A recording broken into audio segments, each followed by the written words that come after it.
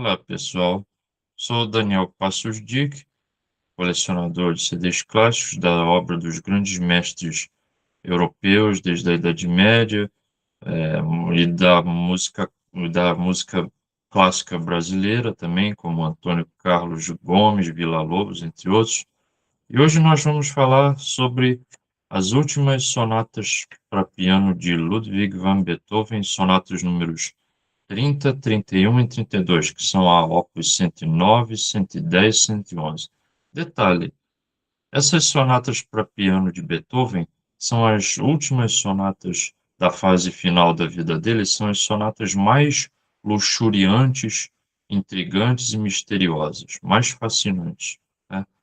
Não são as mais famosas, as principais, mas são as mais luxuriantes e mais fascinantes, porque elas têm uma beleza no piano espetacular, né? Vale a pena. Bom, vamos começar. Sonatas para piano números 30, 31 e 32. Sonata opus 109.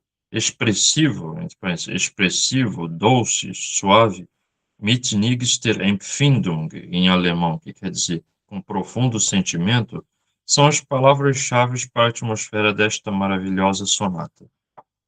E quão apropriada é esta música que foi dedicada por um compositor de 52 anos de idade para uma jovem de 19 anos, cujos encantos não haviam escapado a ele.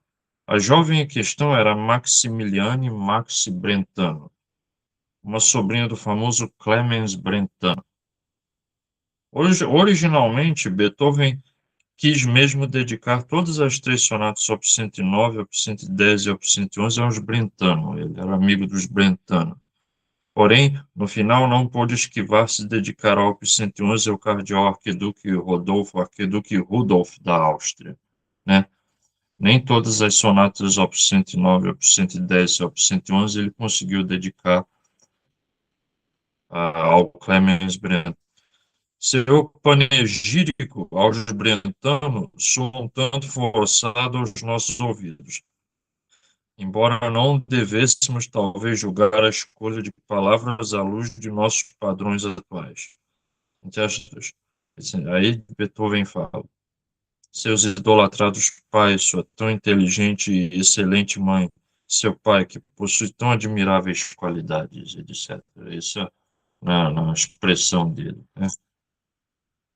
Beethoven então deu-se conta de que havia se esquecido de pedir ao pai Brentano, ao Clemens Brentano, permissão para dedicar a obra à sua filha, e foi obrigado a enviar posteriormente uma carta a este respeito. Teria sido puro sobressalto ter referido entre a sobrinha Maxi, ao invés de filha, ou teria havido de fato alguma coisa mais por detrás disso, né? Possivelmente a lembrança da mãe Antônia Brentano, a quem Beethoven originalmente desejou dedicar a sonata. Uma que pergunta. Seja como for, a sonata é de um ardor surpreendente, que vai direto ao coração e torna supérflua qualquer análise técnica. Sonata os Para muitos de nós, o reflorescimento do barroco no século XIX foi definido no momento em que Mendelssohn, como aconteceu, ressuscitou a Paixão segundo São Mateus de Johann Sebastian Bach. Isso foi em março, final de março de 1829.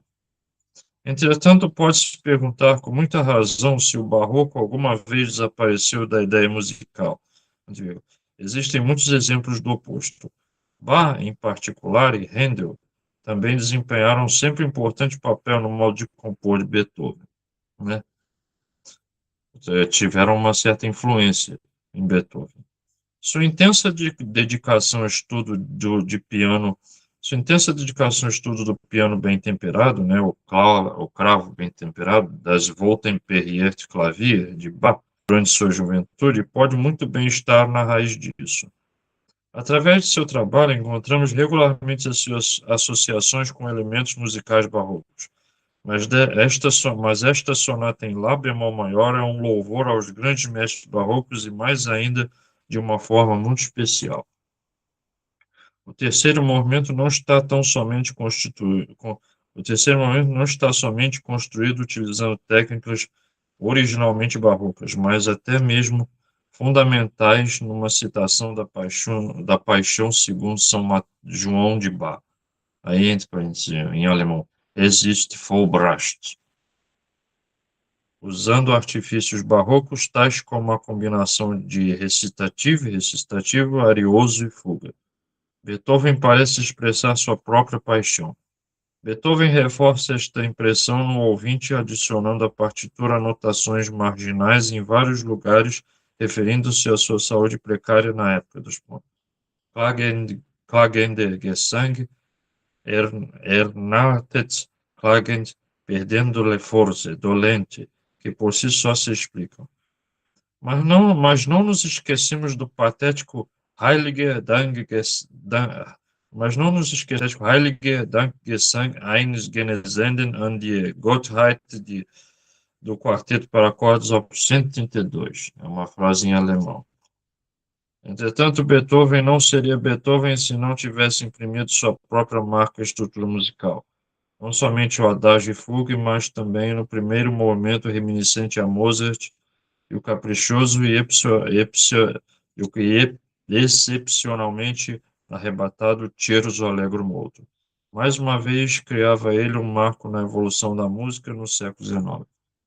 Essa expressão em alemão do quarteto de cordas op. 102, Heiliger Dankgesang eines Genesenden an die Gottheit, do quarteto para cordas op. 132, uma parte do quarteto que mostra que Beethoven não estava tentando se sentir morto, embora já estava na fase final de sua vida. Ele estava tentando adquirir uma força física, espiritual, mental para se manter forte, né? Né?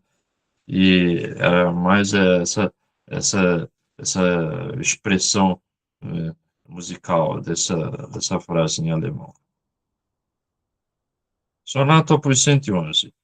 A Sonata op. 111 em Dó menor, em 1821-1822, Beethoven conclui seu trabalho de composição de sonatas. Ou foi de fato assim? Cumpre-nos mencionar pelo menos duas notas marginais que contradizem esta simples e aparente correta observação.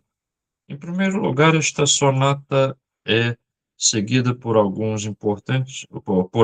Em primeiro lugar, essa sonata é seguida por algumas importantes obras pianísticas e mesmo obras orquestrais em forma de sonata. E segundo, estaria esta sonata realmente completa? O editor Schlesinger, desta vez, era decididamente de opinião que não era assim. Dá-se o caso de o allegro final pudesse ter sido acidentalmente deixado no copista, né? Pode ser. Assim, parece que com esta última sonata, Beethoven mais uma vez proporciona alimento para especulação e análise. Alguns são de opinião de que os esboços para a sonata indicam que Beethoven de fato a planejou originalmente com 3 movimentos. Outros, e particularmente artistas executantes, acham inconcebível que a arieta pudesse ser seguida de um terceiro movimento, inspirado por Theodor Adorno, filósofo alemão. Thomas Mann apresenta em seu romance Dr. Fausto, uma referência ao Fausto de Thomas Mann, e tem um Fausto de Goethe, né, na estrofe, né? Goethe fez o seu livro Fausto, Thomas Mann fez uma obra do Dr. Fausto, e inclusive Richard Wagner fez uma abertura orquestral, Ein Faust Overture, uma abertura para Fausto. Esse tema de Fausto na música clássica sempre foi muito, assim, digamos, muito evidente. Então, muitos grandes artistas clássicos, como Goethe, Johann Wolfgang von Goethe, Thomas Mann, os escritores alemães, filósofo alemão, e Wagner também fez uma abertura para Fausto. O tema de Fausto sempre foi muito evidente na obra dos compositores. não é. Inspirado por Theodor Adorno, Thomas Mann apresenta em seu romance Dr. Fausto um poético, entusiástico e de igual modo insustentável argumento, e que esta sonata conteria dois momentos. Deveríamos provavelmente atribuir mais do que um ordinário significado dado por ele à sua alegação, na forma de uma declamação tartamudeada por Wendell Kretschmer. Este mesmo compositor no romance, desta forma pretendendo retratar a insustentabilidade dos argumentos. Nem isto, nem aquilo. A sonata é tão completa quanto a Inacabada de Schubert, uma referência inacabada, porque a sonata tem dois movimentos. Ela tem a sonata Opus 111, que é a última de Beethoven, ela tem um, o primeiro movimento maestoso, é muito agitado, fala de um mistério, uma coisa alegre, uma coisa referente à ideia de Fausto, não só inspirado no Thomas Mann, de Goethe, tem uma coisa de mistério, muito interessante, né? Os intérpretes russos são bem conhecidos de outros CDs. Igor Lebedev, 1950, completou seus estudos de piano. Igor Lebedev completou, em 1950, completou seus estudos de piano com o grande professor russo Serebriakov no Conservatório de São Petersburgo, onde Lebedev ele próprio tornou-se professor em 1977 e reitor no departamento de piano em 1987. No decorrer de sua carreira como solista internacional de piano e executante de música de câmara, Lebedev granjeou uma grande reputação, tanto como mestre como também como jurado, pelo mundo, pelo mundo todo. Embora Lebedev tenha uma larga escala de obras pianísticas em seu repertório, Beethoven, Liszt e Schumann são seus compositores favoritos. Tatiana Zagorovskaya é professora no Conservatório de São Petersburgo. Formou-se no Instituto Pedagógico Musical de Moscou, originalmente denominado Academia Musical Russa. Seu professor lá foi Alexander Yokhelis, um renomado representante da escola de piano russa de Konstantin Jimov. Zagorovskaya tocou na Suécia, Finlândia, Bulgária, Alemanha e França. Toca regularmente com orquestras sinfônicas e, para tanto, possui cerca de 20 concertos para piano em seu repertório, além de outros 20 programas para recitais solos. Jornais e revistas enfatizam seu rico alcance pianístico, seu grande temperamento, sua habilidade artística e, acima de tudo, a sinceridade e a profundidade de suas execuções. Detalhe: nem todos os CDs de sonatas para piano de Beethoven, né, alguns que tem, você encontra no Mercado Livre, né? Assim, para vender. Esse das últimas sonatas para piano de Beethoven, sonatas número 30, 31, 32, comprei há muitos anos, você no máximo encontra alguns para vender por R$ 54. Esse CD desse tipo, né? Eu não sei se tem por outros preços mais baratos, né? Mas foi um prazer a todos, agradeço, né? Eu sou Daniel Fajdik, das aulas virtuais, né? Não só de Beethoven, de outros compositores, nós vamos aprimorar. Agradeço a todos, sempre mais, né, pela atenção. E com isso eu encerro o ciclo do programa de sonatas para piano de Beethoven. Agradeço a todos, sempre mais. Um abraço.